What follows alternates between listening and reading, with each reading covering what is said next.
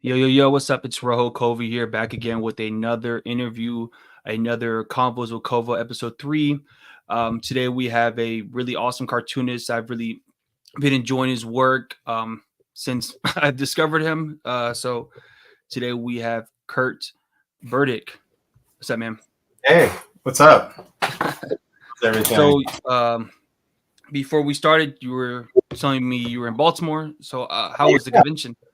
It was cool. It was different. I mean, it turned out that it seemed like it's more of a original art convention, and I didn't really bring much. I didn't bring any original art. So if I do that con again, I'd probably like make sure to do that.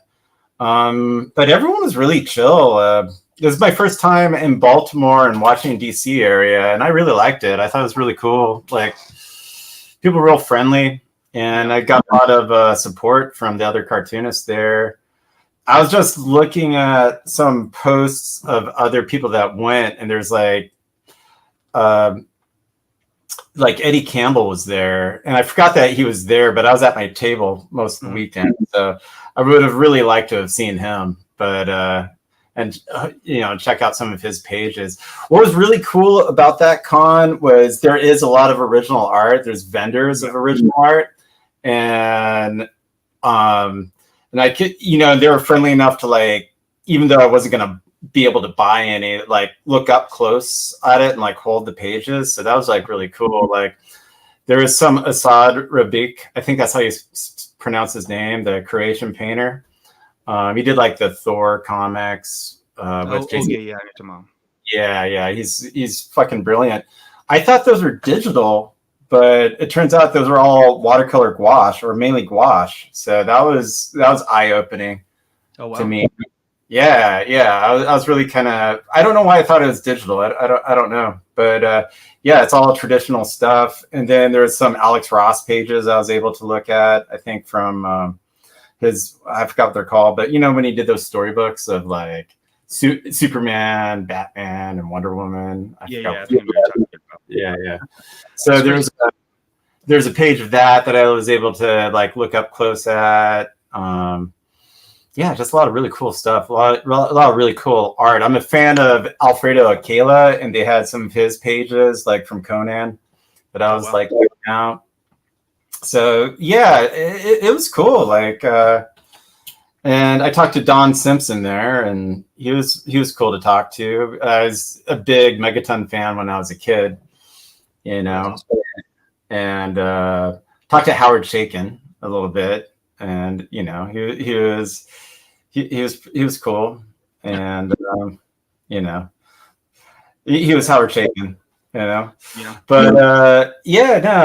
and he was selling out like original. That's all he had. He had like little pieces of artwork that he probably just drew up over, like, for practice or for warming up, and he was selling those for like like $80 to $200, like little, about that big. Oh shit, about that big. Like some pen and ink stuff, and with some Prisma color on it. If I had, if I had more money, I would have picked up one, but maybe next time. Next time. It's interesting. I was planning to go up there, but I had like family come out because I live in the DMV area, so I was thinking about going up there, but I was up in the air about it because I'm a big Invincible mark. So I was like, man, Ryan Otley's gonna be up there. I'll get some books signed, and or Adam's up there. So I was like, man. Yeah, there's so many people there that it would have been a really cool con to just attend, almost more so than tabling at, because there were so many good names there. But I forgot Ryan Otley was there too. Oh, geez. But I also talked to the guy who does Blood Dirk. That Image comic, Andrew Cranke or something like that. He has a rad last name that I can't remember or pronounce right now, but his first name's Andrew.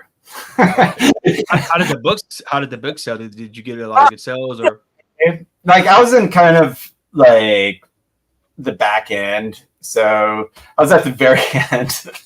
So much foot traffic at all. Like a lot of the cons I've done, it was actually pretty slow, like where I was at. So there wasn't much foot traffic, but I did pretty good. I covered my table costs after I did all the calculations, and I covered my plane ticket. So, That's awesome. That's all I can ask for, right? Yeah. So speaking of the book, I discovered the book from like the cartoonist Kayfabe thing, right? Yeah. So whenever you got, because it was from the Death of the Superman episode where they were talking about like somebody should just do another one and make it better. So whenever you heard that like call to action, how long did it take for you to like, let me do it myself to get something working on that? So I watched that episode that week it came out, and I was cracking up at like some of the, what Jim Rugg and Ed Piskor were saying about it. Yeah. Because it is kind of a classic episode. Just their Superman 75 review was pretty fun.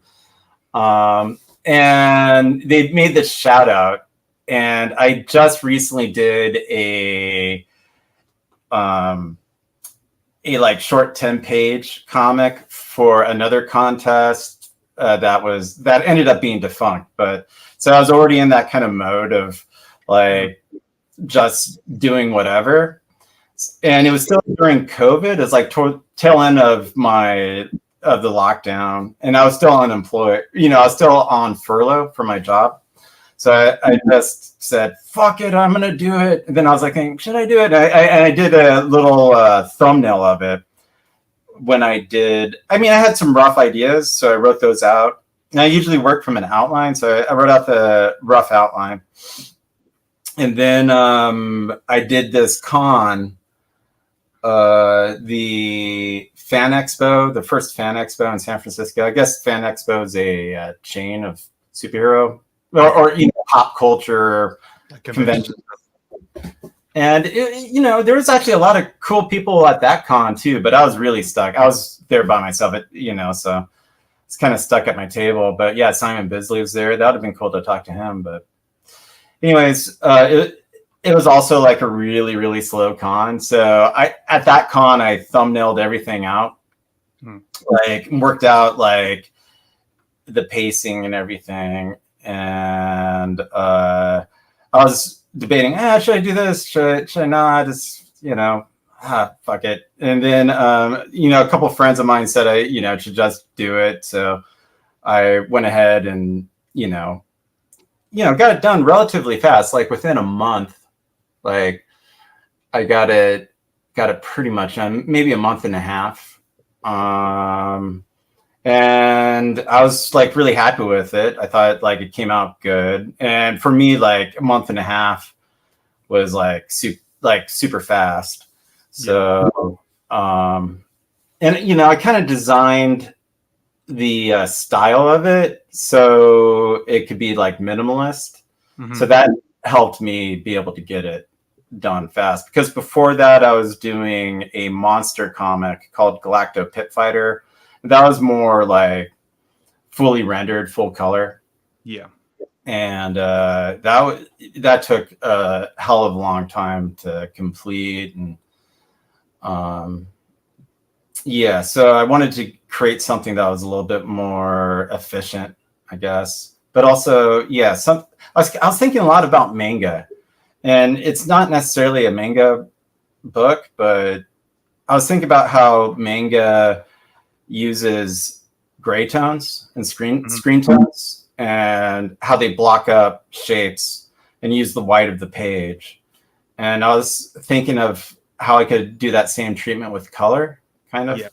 And that was the thrust of what I was thinking. And then I just decided to do it. I got done, so I mailed them some copies. I printed up, I think, like maybe 100, 150 of that first run of the Death Power. And I did WonderCon. Didn't really sell much, because it's not WonderCon is, it's a cool convention, but it is a little bit more along the lines of a pop culture convention. There's a lot of like that now. Yeah, that was what was cool about the Baltimore Con, was like it was really comic book focused. So that was really rad, you know. And also, I didn't really, I didn't want to, I'm not going to go up to a family like with a bunch of, adolescent kids and go like, hey, you want Superman? Yeah, I got a Superman comic. So I kind of kept it in the back, like whoever aside, I'd show it to him, pitch it to him. But I'd definitely make sure, like, it's pretty gratuitous. And then when I got back, I got a heads up from a friend of mine online that that I was going to be featured on Cartoonist Kayfabe, and I got a message from Ed, saying to get ready. It was pretty wild. It was pretty fun, and then they did a really nice, flattering review of it, and I sold out of those copies pretty quick, through the King Kayfabers, I think, so yeah. And then since that got, I got a pretty good response. I mean, the best response I've ever gotten in comics, really. I wrote out an outline of where I would, like, if I was going to do the whole Death of Superman arc. Yeah. I wasn't going to do what Dan Jurgens did and wrote. I wasn't going to just do a direct spoof of that. So I was going to do like my version of how, like, a character like Superman or a superhero universe would conclude. That was like my intention. And yeah, so I wrote out the outline and fine-tuned it a little bit, changed things here and there as I was going on. And then I did the Death Power 2. That also got a review on Kayfabe, and a lot of people liked that one. So then I just kept going down the outline. That's where I'm at now. I'm working on Death Power 6 right now, and I just got finished with Death Power 5, which kind of completes the first major arc in the story. Mm-hmm. So now it's getting the second arc done, and like concluding it. Like, initially I wanted it to be like a 12-issue series, like like a like an old maxi series, like a DC maxi series. And that was like too much. So I knocked it down to 9. Now I'm back to 10. So it's going to be like 10 issues in all, as long as, I'm able to get it done. But, so that's the main goal right now, to make sure I get these 10 issues done and out in time. Yeah, it's crazy to kind of see it in real time, because I remember the Death of Superman episode, and I remember your episode, and then I remember, like, after watching, I was like, oh, I went to your website and it was sold out. It was your Etsy and it was sold out. I was like, oh shit. And then you get the re-up, and I bought it, and I've been pretty much backing all the Kickstarter since. I actually have my Death of Power 5 right here, but and I have all the copies. I was like, it's so cool because like you were saying about the coloring, like how you like the coloring and the design of the book is like a voice of its own outside of your style of drawing. Like when you color, like when something happens, you color the panel like a different color than the other panels, and how you use a certain color scheme and for certain books and stuff like that. I think it's very like interesting, because I've never seen that in thanks comic books before. Yeah, it's super dope. And also, like, I like how it's like this big design, like the big like magazine size, super thick cardboard. So when I first, when I got the books and started reading, I was like, man, this is like, it's really artsy, and like your design work. So like, do you have like a background in design? Do you like how did you have this intuitiveness of like knowing, all right, I'm gonna put this color and the color, as this sort of like narrative, and then the way you do like the logos, everything like that. Like how, like, is that something you just kind of like are an act to, or is it something you kind of like grew into learning how to do it? Or Well, I think some of that is definitely just, comes from making really, failed zines since I was like a teenager. like just figuring out what I like, what I don't like, and getting my own kind of sixth sense about what feels right. But I've definitely studied a lot of painting and drawing and animation, and read a ton of comics. So I'm sure like a lot of it comes from that too. But yeah, with this project and also with the Galacto Pit Fighter project I did right before this, I really discovered I love drawing out like sound effects and like onomatopoeia. Like at this point, it's like one of my favorite things to do, like on the page, is to design those sound effects and to like connect it with the artwork. And especially since like the books are more or less silent. Like there's not much dialogue and there's not much narration except for a sparse amount. Mm-hmm. I'm really telling most of the story through the sound effects and the visuals and hopefully the acting of the characters and stuff. So it's been challenging, but I've been really enjoying it, and I've been lucky enough to have friends of mine like review the book. Like I always have like whoever I can sucker into it, like look at the book before I print test copies or stuff to see like mainly to see if things are confusing or not making sense. That's like the main issue. Like they might not like my decisions story wise, but as long as they understand what those decisions are, I think that's what I'm concerned about. Like I don't want people to be confused, but eventually, you'll do something that will be, it could have been done better, but I try to get as many critiques as I can before I get to print. Yeah. So what made you decide to make it like the bigger format? The cardstock was just like. I stumbled upon that just trying out different things when I was doing this. The first book I ever actually completed. Like I had a ton of like just incomplete kind of failed projects before that, or stuff that just kind of fizzled out. Uh-huh. Because I was always one of those guys who was always trying to do like 100 to 200 page story, and I'd make about like 20 pages in and be like, fuck, and just drop it.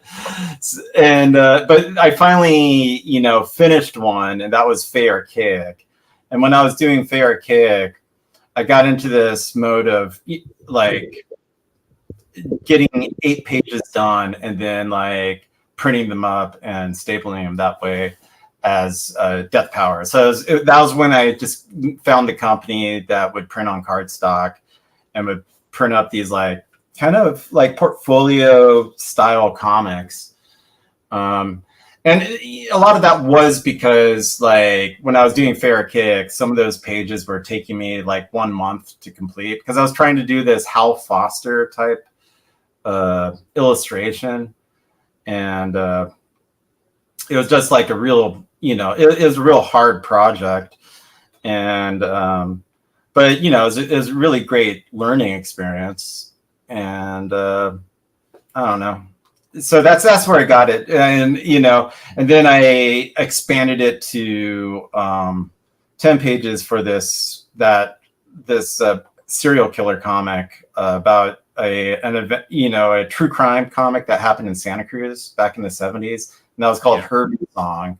And then with Death Power, I expanded it, did it 20 pages to see if I could get 20 pages printed in the cardstock, which I think like 20 to 24 pages is as large as I can get with the cardstock comic, because when you fold the book, it starts sticking, the middle starts sticking out because the folds of the of the crease start pushing the paper forward. Yeah. So it starts cutting into the panel if I go beyond 20 to 24. So I think 20 to 24 is like as large as I can go. So I can't really do a like double size comic with the cardstock format. But I've been really enjoying it. I really like how it feels, and it's really cool because I could only do it if I self-published it, because no printer is gonna print.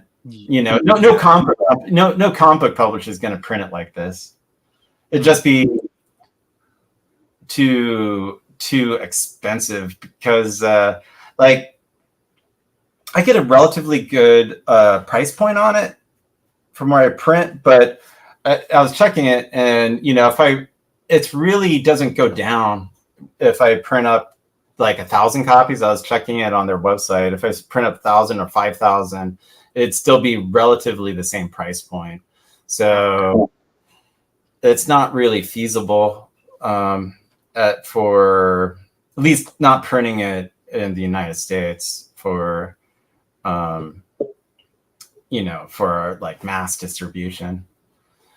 I think it works well though for like their book, because I feel like that style makes the colors really pop. Also, like the sound effects, onomatopoeias, it makes it look more like grandiose and stuff. And I'm sure like probably the more you go to conventions, it's probably gonna like make it stand out more, because it's just like use such a real wide palette of colors to where each book it pops out, and it makes it really more distinct. I think the only issue is if you're like cared about like collectors, people are like, oh, don't keep it within the comic book size so you can put in long boxes and shit like that. But like obviously it seems like your audience and the people who buy your books probably don't care about the type of stuff, because they're all like probably like super like underground niche type of guys. But I hope so. Yeah. I mean, it had to be, like the they would have to be, probably X-rated Superman comics and stuff like that. And it's those comics, they're really cool, and it really adds to like something to say about like the creativity of like the underground compared to like the mainstream, where it's like the underground, you kind of just like open your mind, you're not in this box confined to doing one thing or the other, you kind of just do whatever and just kind of go with the flow. And it's cool how like you say you kind of only started with just like one, and you just kind of all right, let me just expand it out since I got this traction. Right. And it's funny because I did the same thing. I made my own underground Spider-Man comic, and I had the same experience where it's like that was like my most popular comic to date, because people like to or gravitate to things that they're already familiar with, and then if they like really like it, they'll just stick around. But the thing I like about your Kickstarters is that you send like back catalogs of your older books, and I looked a lot of them, and see where you kind of like came from to now. Like I read the Herbies Song book, and I really like that one. I thought it was interesting how it is a real story, and you kind of made it, and you also use a real minimum color scheme with that. And that was the first one I did, that minimalist color scheme. Mm-hmm. And that was the fact. I did those 10 pages in like 2 weeks, which was like lightning fast for me, So, because I think like the, Fey Archaic took like multiple years to make, and I was doing that on the side of my day job. I've been doing everything on the side of my day job, but that took like 7 years, I think, in all. Well, 6 years to get all the line art, then another year to color everything. And, so definitely not, a page a day. Yeah. And then both Galactos took about a year to make in all. But with Galacto too, there was a lot of rewrites. Like I had a real struggle with that story, but I'm really happy with how it came out. I think it came out good, but I guess it's one of the benefits of not working or not being published, really, because if I had a publisher, I'd totally have a publisher. But I guess I get intimidated from submitting stuff, but also when I have submitted stuff, it gets rejected. So, but I guess that's good, because I wouldn't be doing Death Power if they did accept it. Try to be doing something else. or I'd be doing a watered down version of Death Power, or a different version, maybe not watered down, it's not the right term, but a different version of maybe a similar story. Do you work digitally or traditionally?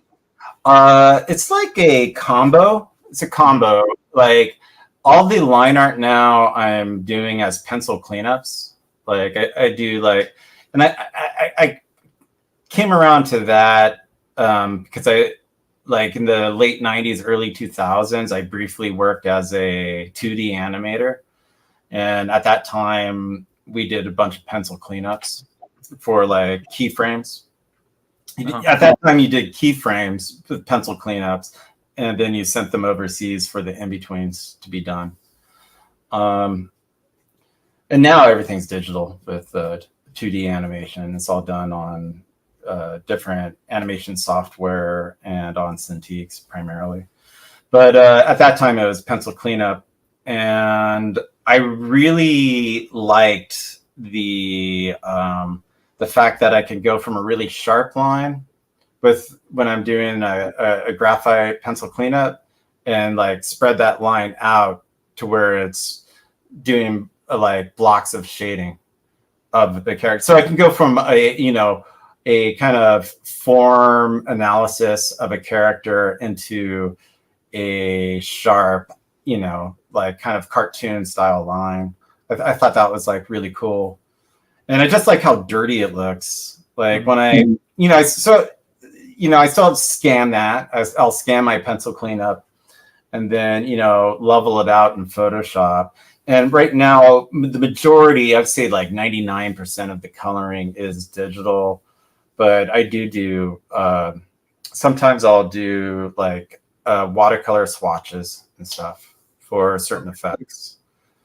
So you like draw the pages out in pencil and then you just scan it in and like you don't ink it or anything. You just I was wondering because to me it kind of looks like ballpoint. I thought it was like ballpoint pen and then you were like coloring it out. That's what it looked like to me. So that's pretty interesting. That's interesting way of like doing that, which is like so much easier now because everything's you can do so much in Photoshop or whatever program you use. So that's super cool.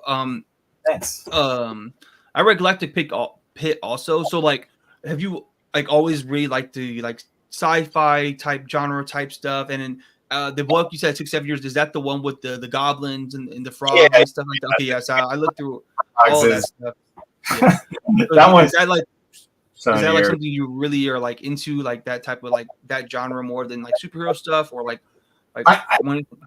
I'm definitely more of a genre art, like writer, artist. That's what I'm into. Like sci-fi genre, horror genre, crime as genre, like different pulpy genres. I kind of like those. That's just like how I think about the creative process. I'm definitely, I would like to try out other comic book styles like a slice of life or autobio stuff, but I've never been able to wrap my head around that.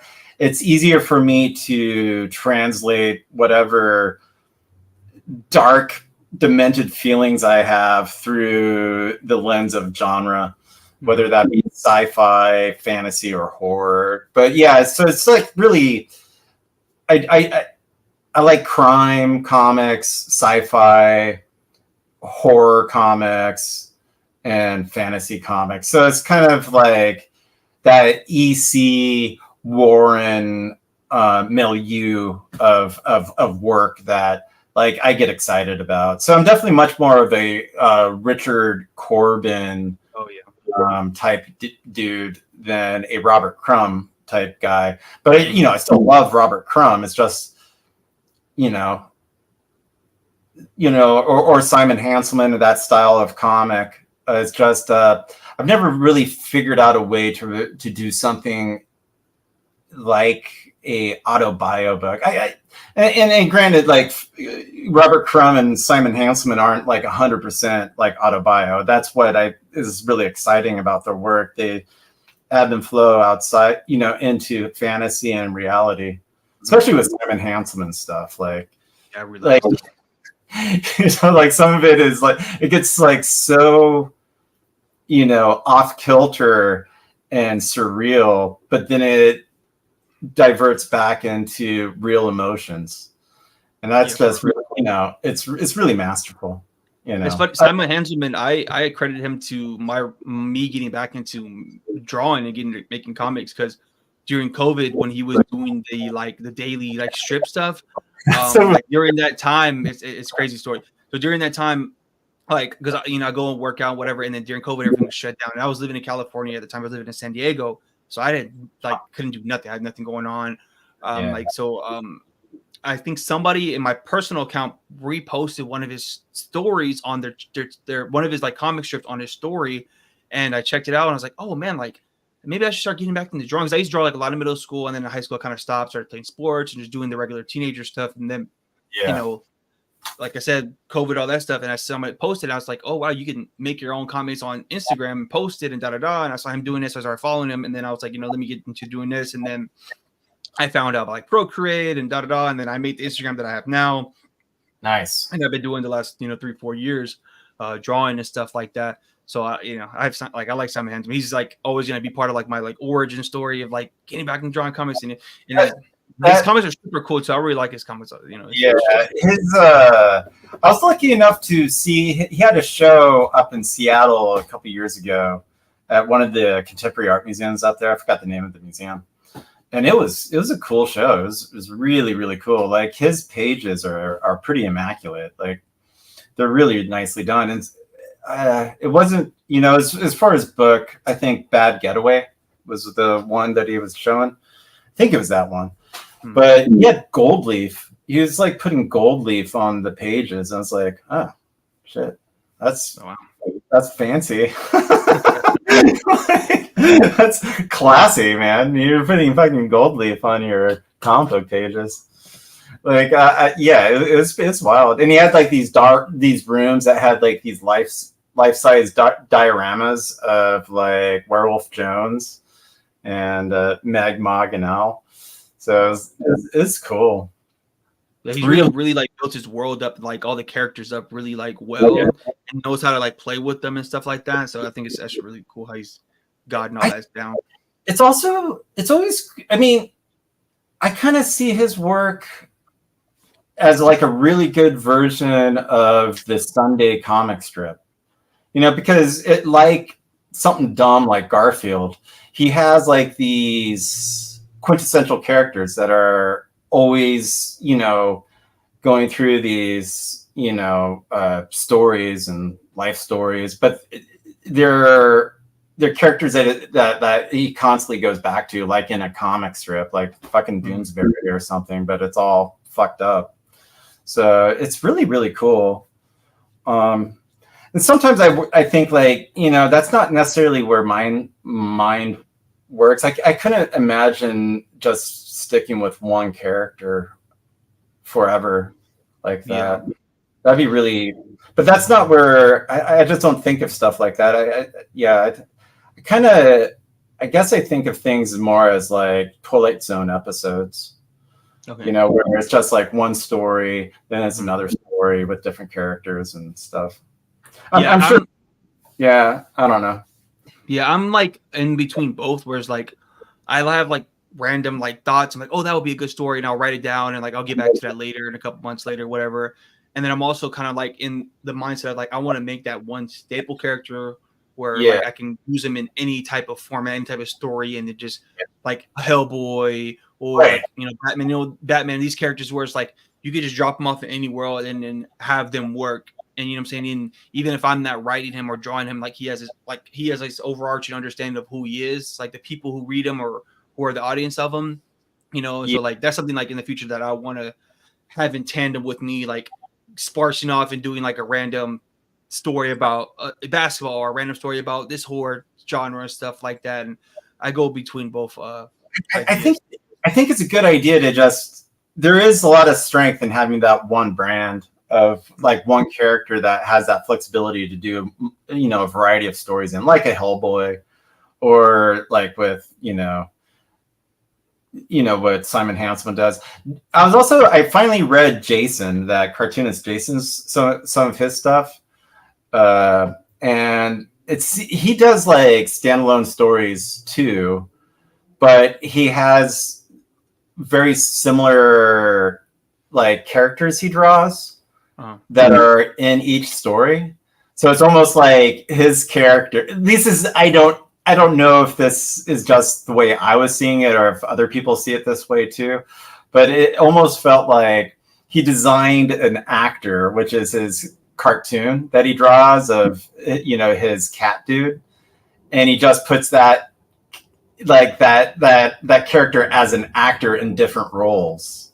Like it's a Jimmy Stewart, and Jimmy Stewart's in a romance. Now he's in a crime story. Now he's in a sci-fi story, and that was really neat. And again, I've only read one of his works, but I really liked it. It was, I think, Apos in America, or it was like I might. I think I know what you're talking about. I'm not 100% sure, but I think I know what you're talking about. Yeah, it's one of the Three Musketeers. And but yeah, I thought that was a really interesting concept.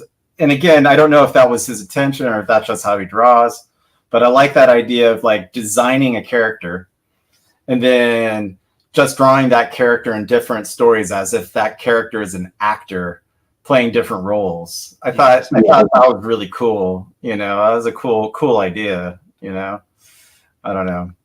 Yeah, that's pretty interesting. That would be like interesting to do something like that, and maybe like skew them a little bit depending on the story and whatever. Yeah. So, how has it been since Death Powers, like you got in this traction and like work, like getting like these Kickstarters? Your Kickstarters have been getting like pretty big for the most part. So how has that been like now getting these Kickstarters, getting this good amount of money for the books and stuff like that, and like seeing the popularity of Death to Power? Because I mean, if you kind of like look it up on YouTube, you have a couple videos about it, reviews and stuff like that. So that, that's really cool and stuff. So how has that been for you and seeing all that success so far with it? It really hasn't. I don't really think about it too much. Like, I'm really focused on seeing if I can get the whole book done. But it's kind of, I don't know what to think about it. I mean, I guess I'm just grateful, that people give a shit, But I'm also like excited that people are enjoying it. That feels really good, and I have like this goal. So I feel like I'm in the middle of a marathon, and I still haven't reached the finish line. So, and I'm always trying to figure out like how can I, get the word out more or expand, because my social media following is relatively small. I mean, obviously it's better now than it was, but I've never been too good, focused on like building a social media following. So, I think like maybe YouTube might be a better route to go, but I don't know. Like all this social media stuff still kind of a mystery to me. Like I still don't understand how it works. It does seem like to promote your stuff now, they really do expect you to pay. So maybe I need to have a marketing fund to like boost posts if I want to grow my audience. But I don't know. Right now, the main goal is just to actually get the books done, and that's like the primary thing I'm concerned about, and get the most stress from. But there's a lot of stuff I still need to do. Like, eventually I would like to have a web store or reopen my Etsy, but right now I'm doing my Kickstarters like every 3 to 4 months. So that's kind of working as my Etsy store, because it's relatively, and it's a good way to get the books out there, because people like comment and report on different Kickstarters. So, and it's been working. So I guess I'm just going to keep doing it that way. it is a lot of work though, and like shipping the stuff out can be kind of exhausting. Like it's not it's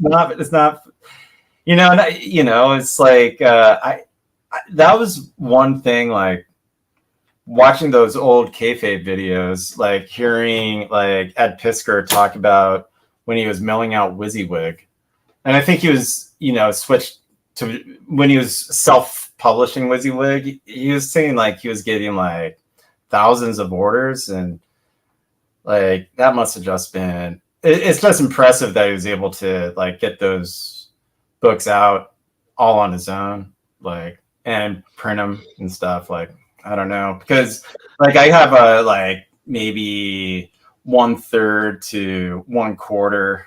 I'm not even near like the level of orders that he was getting back then, and I feel pretty worn out. Like I feel pretty exhausted, but yeah. Yeah. Well, the mailing thing, yeah. I just did a print run of my Spider-Man comic that I did, and I only sold like 20 something copies, and just doing that was just annoying as hell, because it's like you have to just go out of your way and like schedule to go to the the post office or whatever. And I was doing like onesie twosies like every right. My initial, like when I first opened the shop to print sell, I sold like 8 at a time, and that was easy. I just kind of melted all, packed it all together and then dropped it off one day, and then I was just getting like onesie twosie here and there every other week until I sold out. And I was like, dude, this is freaking annoying. Like having to just pack it up and shit and take it to them. I was going to during my lunch breaks to go drop it off at the post office and come back. And I can imagine where it's like you get hundreds or like thousands of copies. You're like, oh my God.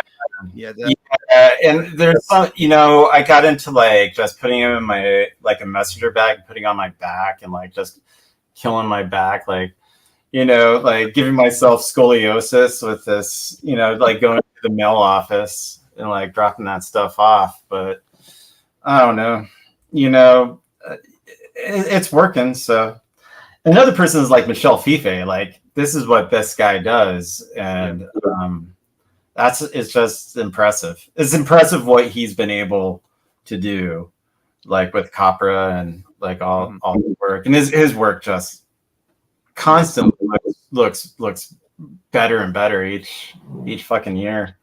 So that's pretty inspiring. He uses so many different mediums too when his comics. I saw him at Heroes Con. I got to talk to him for a little bit. Yeah, he's super interesting how he used like the color pencils, and he used like he just says like he just uses whatever's relatively around him, I guess, which is like mind-boggling to me.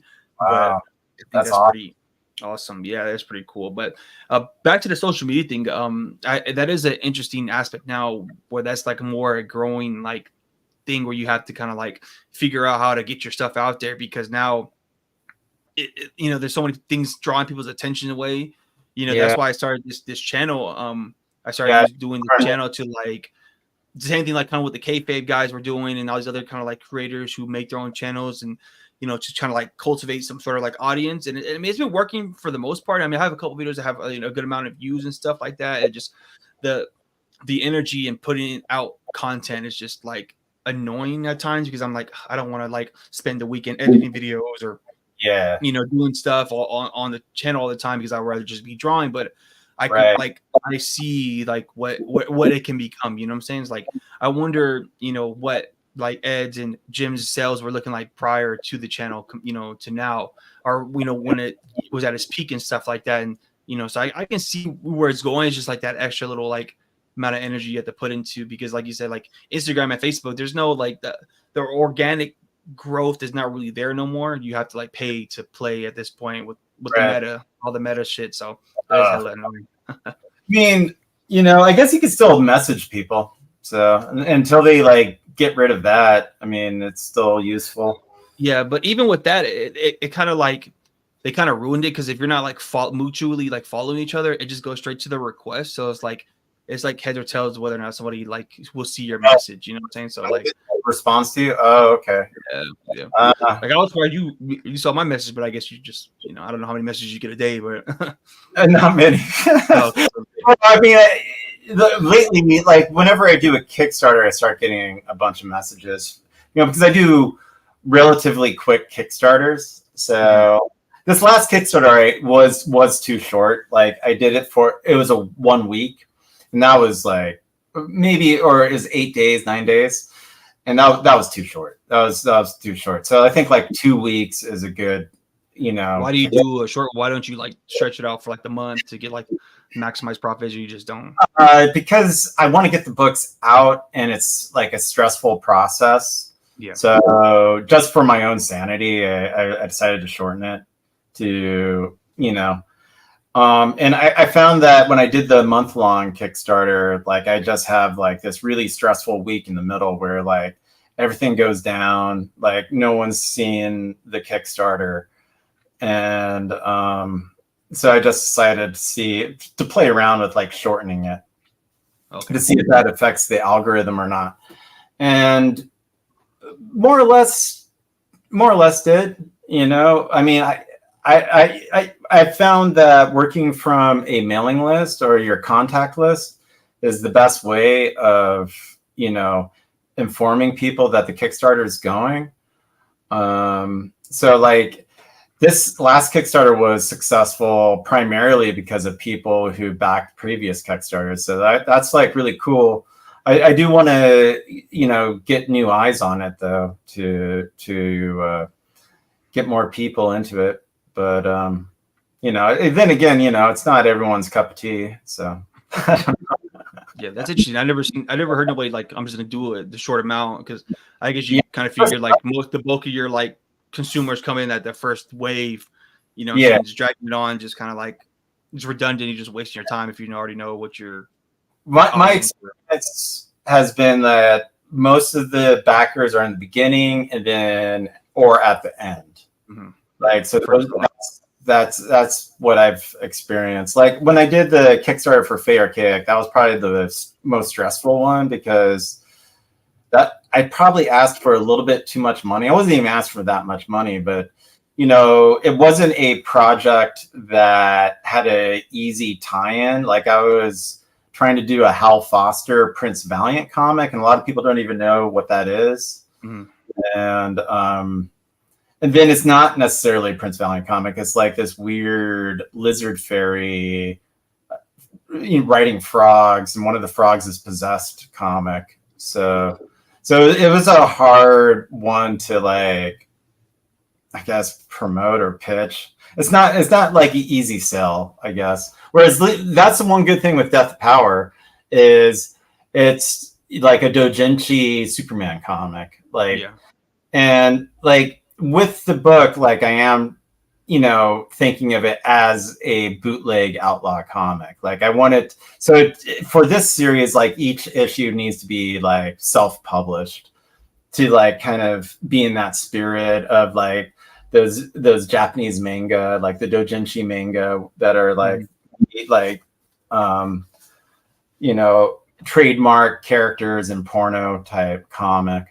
But I'm also trying to tell a story that I think fits the DC universe and makes sense within how I see the DC universe. So it's, you know, obviously I'm taking a lot of liberties and changing a lot of the characters, but you know, I still wanted to work as a superhero comic, like as a superhero genre comic. Yeah. So I'm still trying to make it a fun adventure comic. So it's funny because I mean I can see the Doujinshi thing with it, you know. So it's funny because like the first book is like the most like modest one, and it seems like it's getting like more and more like grotesque as like each issue has gone on. So like when you're like making it, are you like trying to think like, okay, how can I outdo myself in the next issue, or is it just like whatever fits in your, you know, idea, or you know, because I always feel like it's just getting more and more. I'm trying not to repeat myself, and I have a little bit here and there, but it's more about the story structure and where I want the story to go, and that just goes back to what I feel the story's about, which is more personal, you know. So, yeah, so it's about that. It's about the story structure and what would in that situation more than likely happen or be something that would happen in under the logic of the story. So I'm trying to stay true to the story and the theme or the essence of what the story is. Like I just try to stay focused on that. And then if I notice something that, oh, that's too similar to what I did in a previous issue, I'll have to do something, or it's too similar to this movie I saw, or this other comic I've read, or this other story I've read, I'll have to change it, you know, and rearrange things or rethink what I'm doing. And then, you know, since it is a doujinshi, I try to, like, you know, I do have like a little mental checklist of, you know, perversion that I'm like, oh yeah, okay, check. Like, have I done this? No. Okay, check. You know, so, but it's more from a comedic point of view. Yeah. And you know, it's just, I don't know. I'm just trying to have fun, really. So, are you like an avid manga reader also? And like, what books like did you like view, or what did you look to help you influence some of your stylings and stuff for this book? I kind of was that Daniel Plainview in There Will Be Blood when he talks about religions. Like someone's like, "Are you a religious man?" And he goes, "I like all religions. They're all good."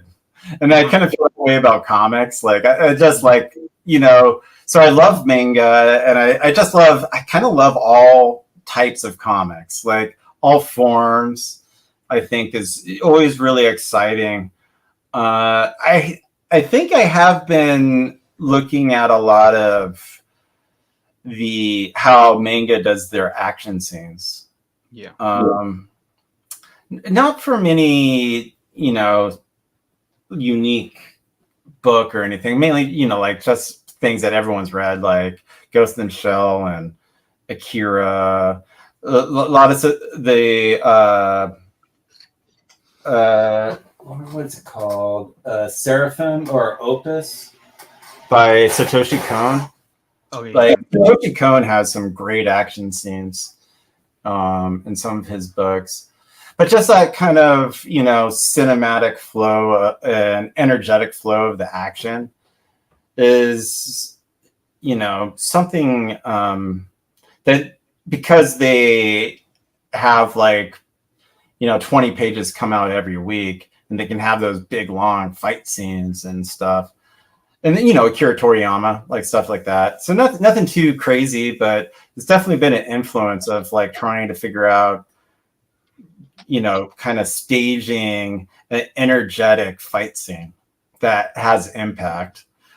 And there's generally, in a lot of American books, they use traditionally like one page or one panel that has Captain America or, you know, Superman going, ah, or Wolverine, ah, and then there's like 40 people just falling, going like, oh, I'm defeated, you know, like getting beaten up and stuff. So it's almost like you know, in the American books, they focus on one panel or two panels that encapsulate all the action, which is also really cool. But it's a different experience than having something choreographed, like in a lot of manga, because it seems like a lot of manga, like the fight scenes are entirely choreographed. You know? Yeah, for sure. I'm like you in the sense where I'm the same way. Where like I like all types of comics, comic book, comic strip, zines, whatever. I'm like I like your book because it's something completely different that I hadn't seen before, and you know, compared to a different Marvel or DC something, you know, or another whatever. Right? I'm in the same mindset where it's like anything I could draw from, I like, and I, you know, try to incorporate into my own work. And then I agree with you with the manga, where it's like I always feel like manga always has like the best like visual storytelling and not really like the best artwork. Yeah. And where American comics, they're like really, really good at like drawing, but sometimes the stuff does stiff. Sometimes the stuff it doesn't really like flow in the best way, or it is kind of just rudimentary or just boring. You know, so I feel like a lot of those like early like image 90s guys, the 90s image guys, they kind of like were able, they kind of like dabbled in between. You know what I'm saying? Like if you look at like a lot of the old like Platt stuff or Rob Liefeld or Tom McFarlane, like when he was doing Spike and Sam Keith, you know, how they were doing their page layouts and stuff like that was in a vein of a kind of manga type deal, at least in my mind, like where it was so far beyond what you were seeing at the time, even today, where I mean, there are artists now who are a lot more influenced by like a manga style, like a Jorge Jimenez, who does like the Batman and Superman stuff, like DC's like number one premier artist, or like a Daniel Warren Johnson, you know, those type of guys who are like, you can definitely see it in Warren Johnson. Like he has a lot of manga in his lines and layouts and action scenes. Yeah, him and James Herron are pretty like heavy. You could tell the influence. You could see that. So, you know, I would like to see a lot more like crossing over. You know, but we'll see. But yeah.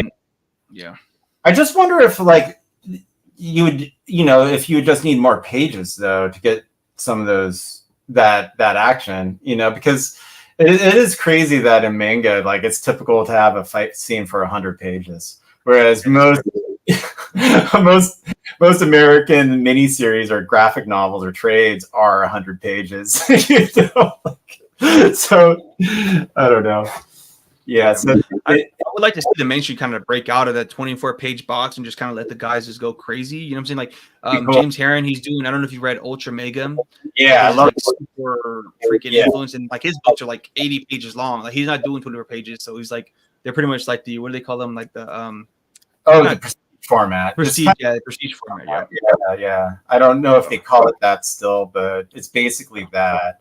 And yeah, I really enjoyed Ultra Mega. I thought it looked really great. And you know, it was cool that it kind of, you know, the main character's his head gets knocked off or something, and then it's like you know, then it becomes like this Mad Max world. You know, it goes in the future and it deals with his daughter, and it's like this Mad Max world. It was cool. I'm looking. Did the volume 2 come out yet? Or it just came out a couple weeks ago. Mm-hmm. Yeah, I think I missed it. I'm gonna have to. Sure, they're gonna have a second printing coming out, and I think the next book comes out in a week or so, issue 6, whatever. But yeah, when I first read it, I was like, "This is crazy!" Like it was just pretty much like Ultraman, but you know, Ultra Mega, and I was like, "Damn, this is crazy!" And then like the whole story's like it's really good pacing. It's like a lot going on. Doesn't, you know? There's no like dull moment. I thought it was really good. Yeah, it was fun.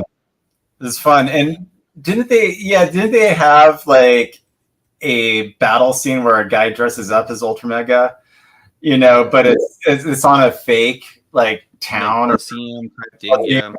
And then the monster comes in and kills him up. Yeah, it's super interesting because James Herron, I was watching like one interview of his. He's like super influenced on manga. I don't even think he really reads American comics. Like he's like strict. I think he's like been like super manga type guy. Like he does screen tones. And, yeah. He's so talented.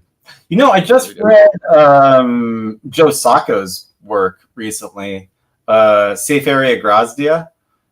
And man, his inking, I know this is on a tangent, but it's similar that it has a lot of those same tonal effects that manga does, but it's all done by hand. He fucking inked all of it. Like he has like these little, instead of putting a screen dot in, he's like putting in the pen marks of a screen dot, and it's just insane. His cross hatching is really, really good. Like it kind of blew me away. So if you haven't read, this is the first time I've read Joe Sacco. I've heard about him for years, but finally read some of his work, and it is just amazing. But it kind of, I highly recommend it just for the art. Not, you know, and also the comics journalism is really fascinating too. It's a real interesting approach and guy. Yeah. So with the Death of Power books, have you gotten any like negative feedback for like as far to being too like graphic or anything like that? Any like pushback for people like it's drunk or that's disgusting? Have you seen anything like that? Luckily, no, not yet. Thank God. Like, you know, I don't know. You know, I'm a sensitive guy, so like, you know, But yeah, surprisingly, no. Like no one's. But I'm hoping that people see the humor in it, or like I think like maybe it's just like either you get it or you don't, and if you don't get it, you just ignore it. So Yeah, you but hope, you know. So yeah, I asked that because I recently did a video on Mike Diana, and like I don't know if you know his story about him getting arrested for his like zines he did back in the '80s. He got arrested, he did a good job like 2 days, and was on and he did like Boiled Angel, which is like a super like graphic zine and stuff like that, and it just really? it was just like a zine about like just like core stuff, people getting chopped up and like dicks and like all this other goofy graphic stuff, but it's like really cartoony. It kind of reminds me of like the cartoon Super Gel. I don't know if you Oh, heard of it. yeah, Kind of yeah. reminds, it's like in that vein of like that cartoony style. Okay. And it's funny because like people, they're always like, no, he should have, like, people might comments on the video, they're like, oh no, that's just nasty, disgusting, da da da. And then my argument is like, it's just his cartoon, it's just a book, like who cares? And Yeah. I always find it interesting how like in like American society, like people are like okay with like graphic stuff, you know what I'm saying? Like violence and things like that, like movies and cartoons, they don't care. But like when it comes to like borderline like sexual things, it just gets like so like borderline like blown out of proportion. Like it gets such like a huge pushback, and people like make it out demonize it way more than they do like violent stuff. So I was wondering like if you have experienced that with the book, because I mean, No. like it's not meant for like kids or nothing like that, but people always seem to like take things and take it out completely out of proportion or like out of context, and it's just like, Yeah. so Surprisingly, no. Like no one. Yeah, I haven't gotten that yet. But maybe I'm pretty. I'm not online that often, so maybe some people have complained about it, and I just haven't heard about it. But yeah, I haven't. What was the name of that artist you talked about? Mike Diana. Mike Diana. I'm Yeah. still looking it up. Yeah, I got a video on my channel. You could, Yeah, I'll watch it.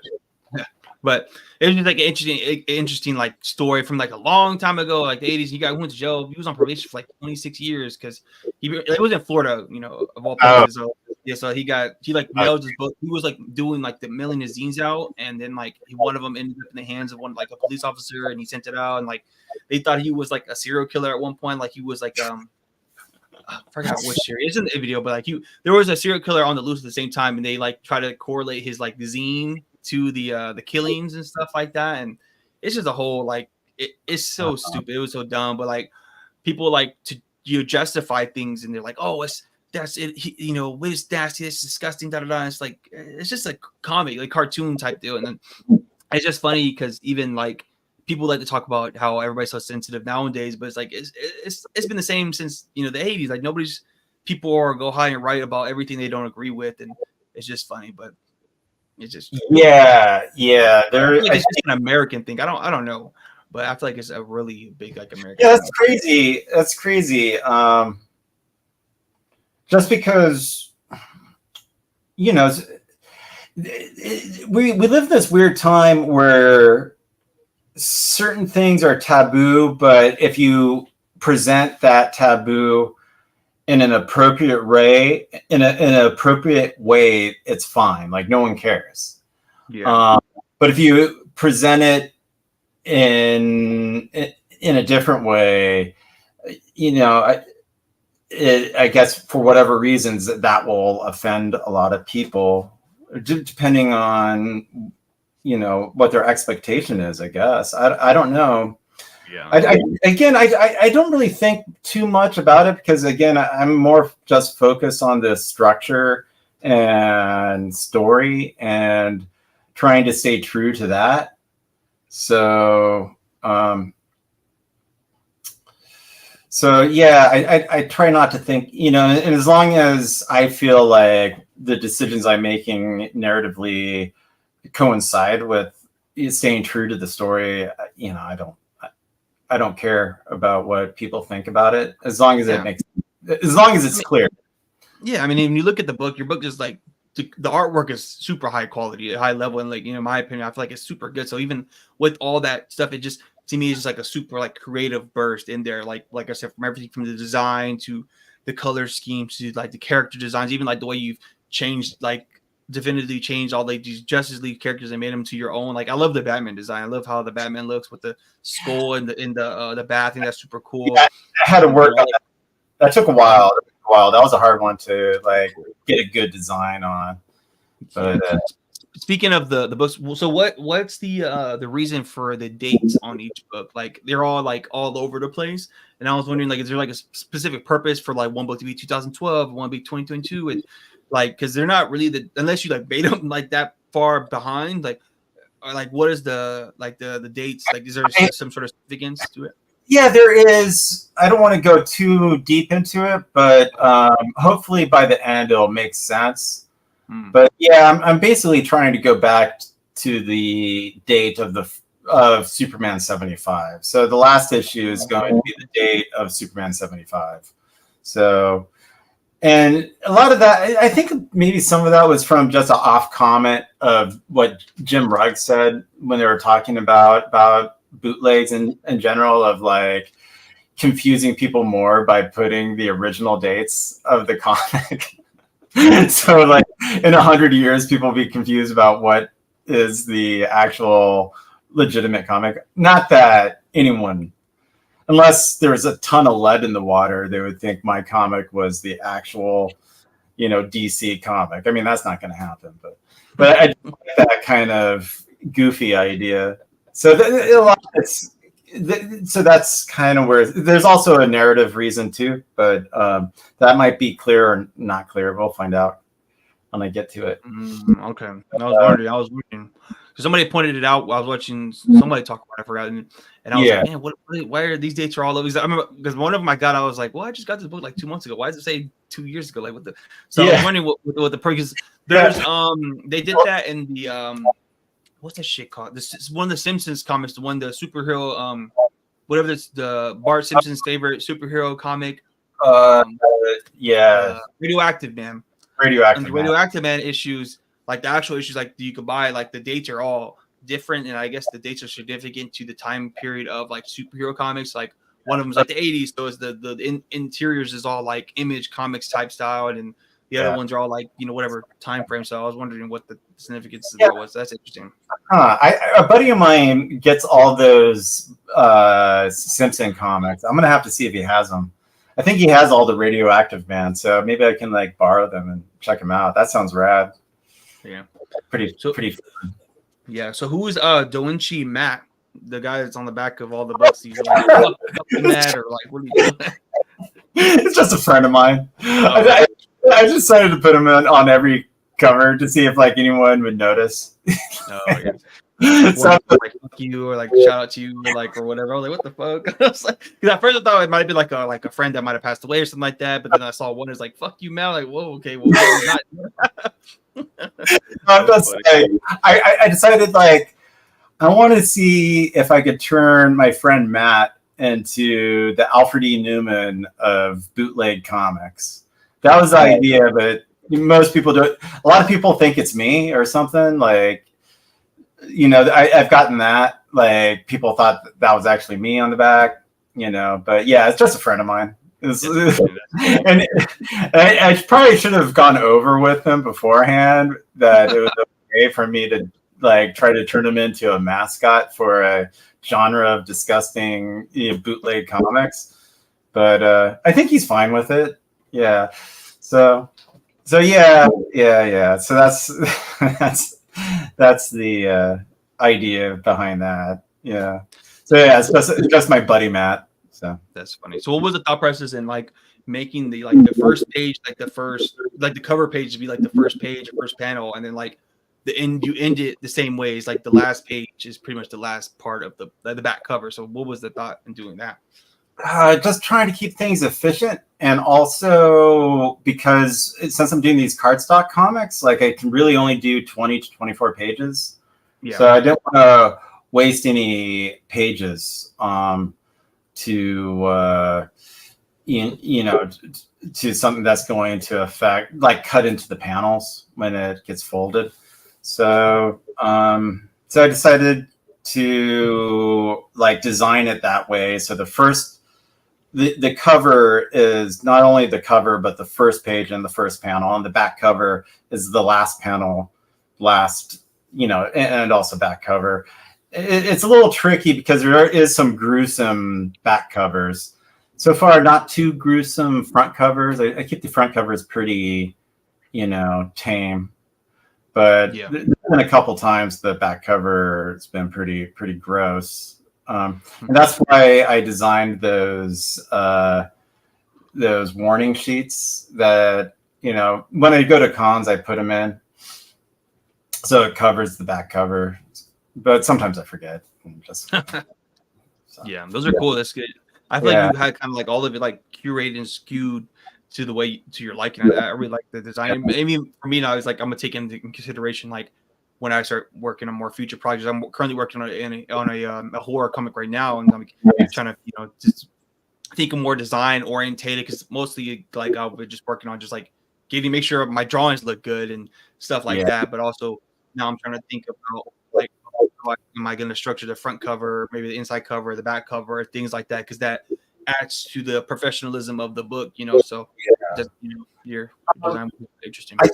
I think it also works for what I do because of the card side. Like the paper quality is equal, on each page, so you don't have that, flow. So it has an easy like flow of paper quality, for lack of a better word, because with traditional comic you have like a heavier cardstock or paper, glossy paper stock for the cover. Then you have the newsprint, or I don't know what they have now. Yeah, the lighter paper in between. The lighter paper, yeah. So there is, I think for a traditional comic, maybe it's better to just have a dedicated back cover, front cover and inside covers, just because it is a different paper quality.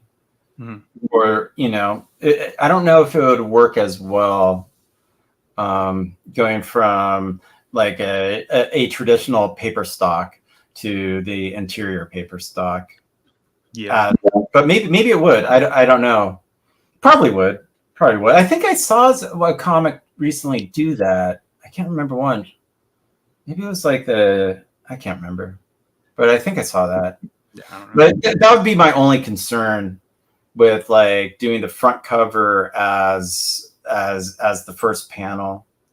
But I do like the idea of, kind of like with Watchmen. Watchmen was that way, where for most of those issues, the front cover was like a close-up of something that was in the first panel of the first page. Like, I think, I think each issue was like that. Like, the first issue is of the button with the blood on it. And then it's like that zoom out from the ground where that guy's washing off the blood and the button's in there.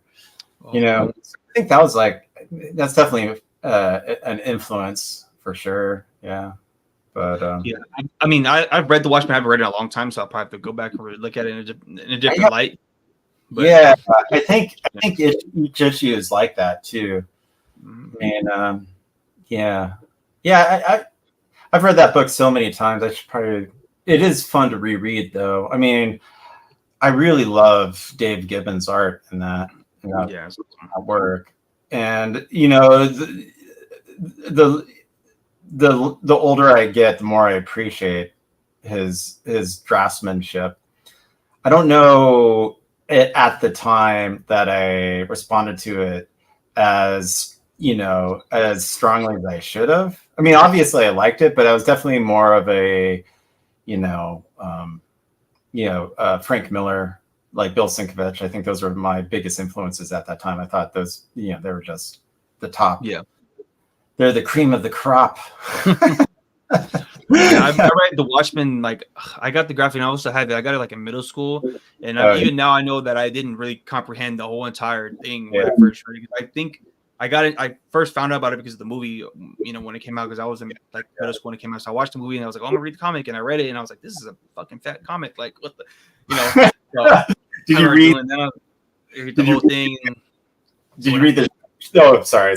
Did you read the end pieces of each book, like where they go into like under the hood? You're just like the files and shit, like the Rorschach files, and like the pirate. There's like the pirate sub story with the other. I'm like, I remember reading it, but like I don't remember like the everything like structurally. You know what I'm saying? So it's like it's one of those books I'm gonna have to go back to reread. Same thing with like Akira.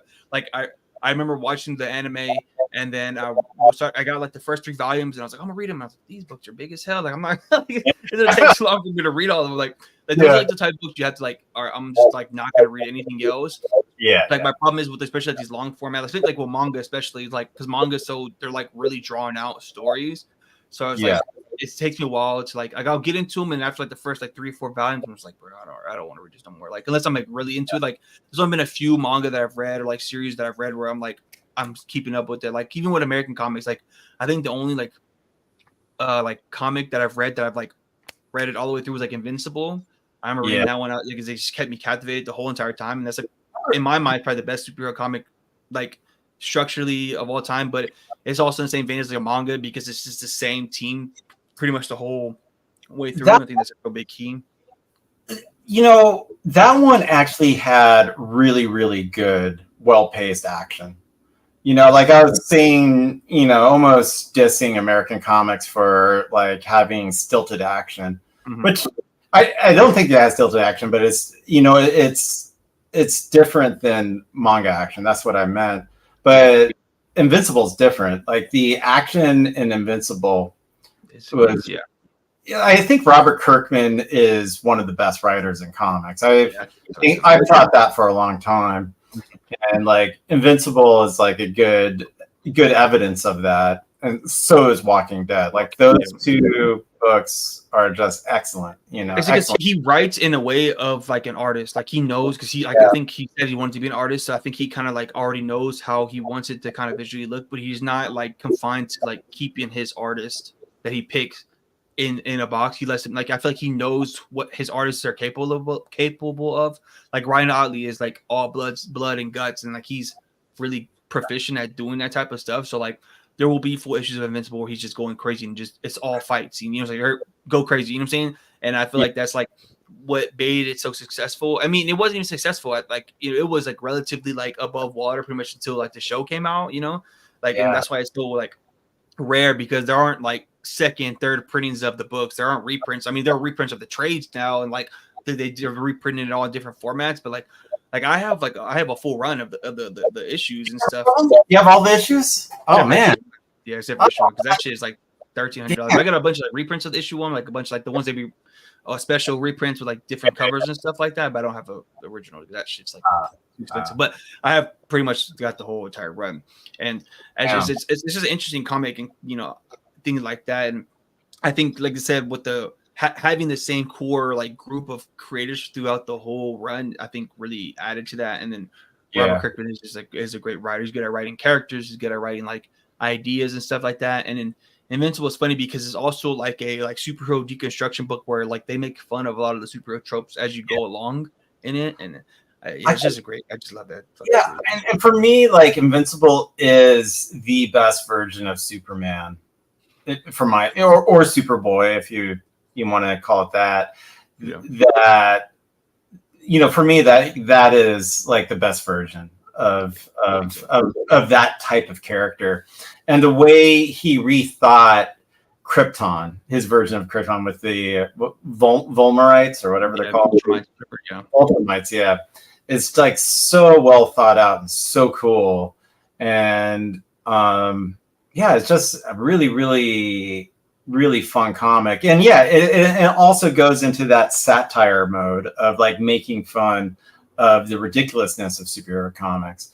And I've come to the point where like I really enjoy the ridiculousness of superhero comics. That's one of the I think that's one of the reasons I've been having so much fun doing this, like Death of Power, is because I love the fact that it's ridiculous. And that's what I've always liked about DC Comics is that you have fucking Hawkman or Plastic Man. These characters are fundamentally silly.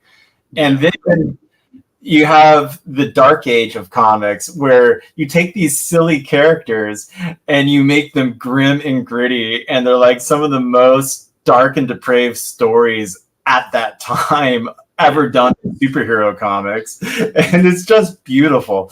Like having which character was it? Green Lantern, whose like girlfriend ended up in a fridge or something. Like, yeah, I'm not sure.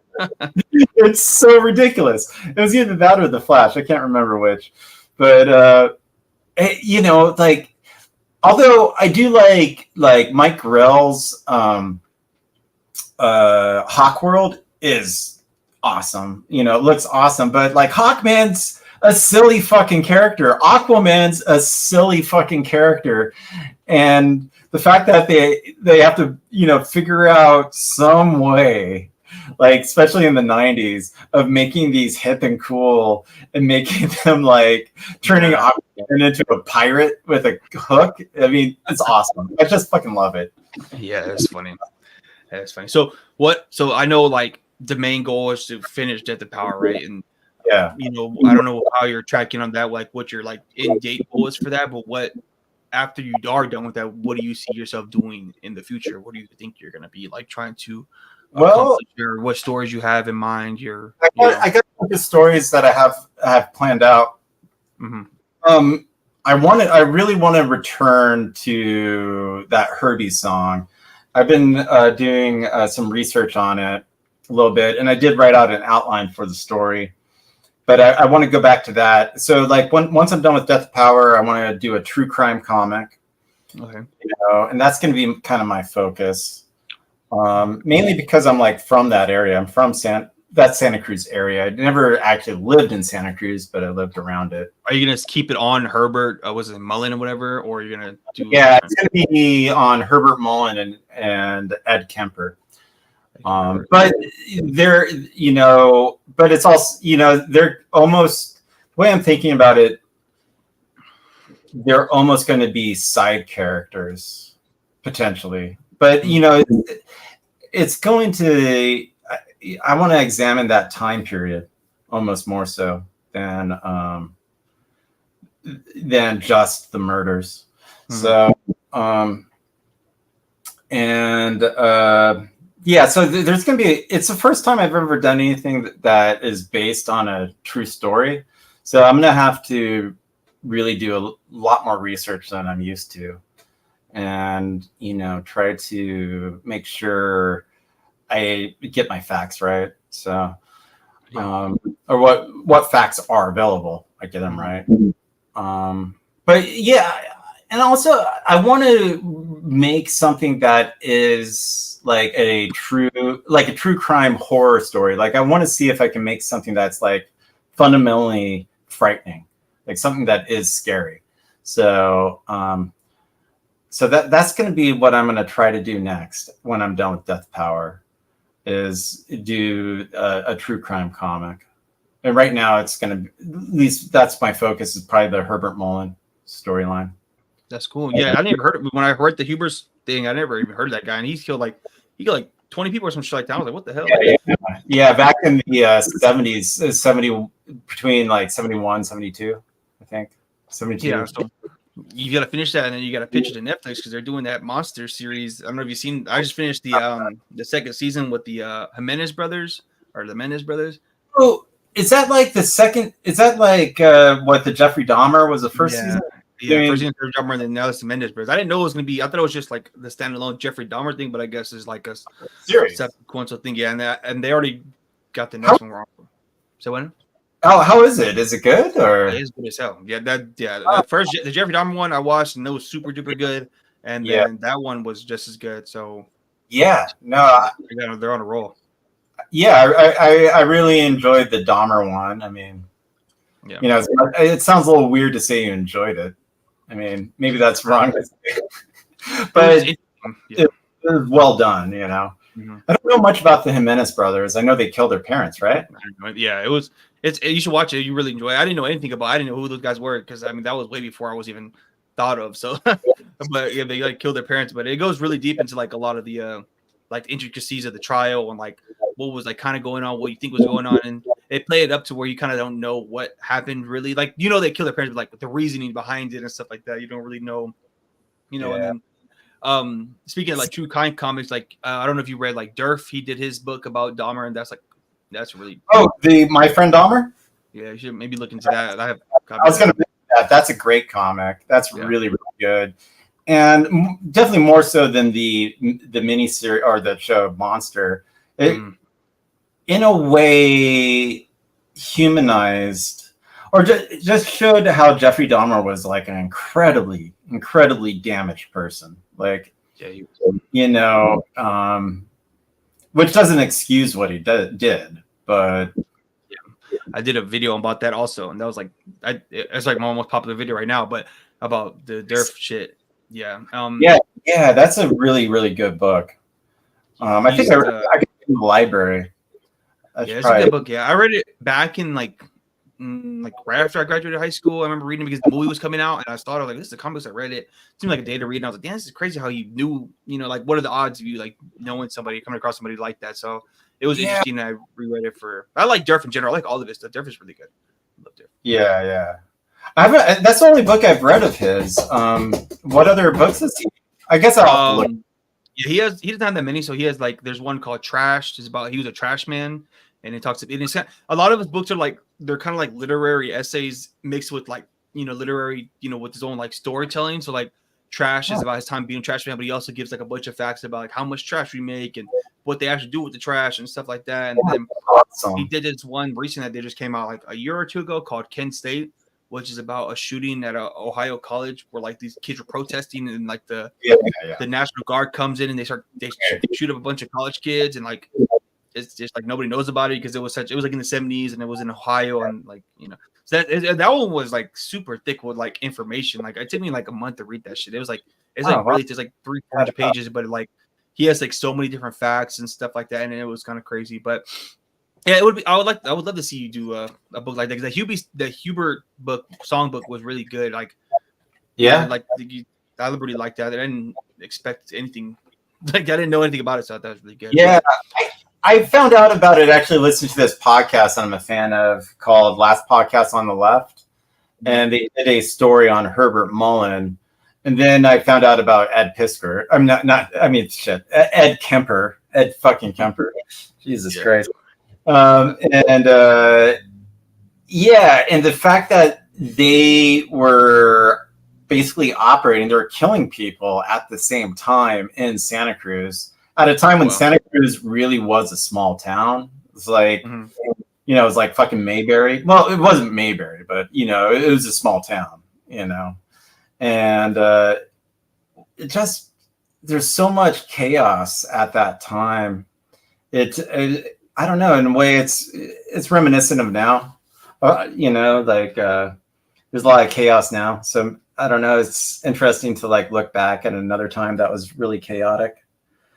Yeah, it's interesting. It's interesting now because like there aren't really like serial killers now. I guess like people like I feel like people get caught a lot more faster before I guess they can go on these killing sprees, or we just haven't found out about another person yet. There's been like big time. Most of the time, I feel like now it's just like mass shootings is like the new thing. It's not like it's like people going and shooting shit up, and that's kind of like their own version of doing it now, I guess. But I don't think there's that much like MO, like, you know, there's no like motive, like not motive, but like, you know, they have like secrets at their signature, like their certain way of doing things is more just like going, just making a statement and then just, you know, offering yourself or going to prison or whatever. So it's like the big issue is those mass shootings. Like people just what they used to call going postal, but now it's like going, I don't know, high school, because all of them happen in high school. Shit, not all of them, but it's pretty crazy stuff. The